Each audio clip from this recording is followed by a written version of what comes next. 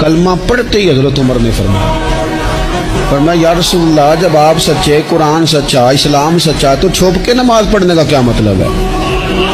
فرمایا ابھی تعداد ہی کوئی نہیں، 40 تو مسلمان ہیں۔ عرض کی حضور مہربانی کریں نا، آپ صرف اجازت دیں۔ 20 لوگوں کی صفیں بنا دی گئیں، ایک صف کے آگے حضرت عمر ہیں، ایک صف کے آگے حضرت امیر حمزہ ہیں۔ جناب عمر کہنے لگے چونکہ آپ اللہ کے رسول ہیں تو لہذا نماز بھی آج اللہ کے گھر میں پڑھی جائے گی۔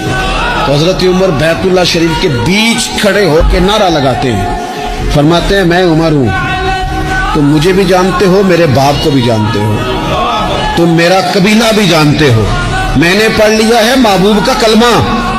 اب جس نے بچے یتیم کرانے ہو اور اپنی بیوی بیوہ کرانی ہو وہ آئے اور مجھے روکے۔ یہ محبوب اللہ کے ہیں اور گھر بھی اللہ کا ہے، تو نماز بھی آج اللہ کے گھر میں پڑھی جائے گی۔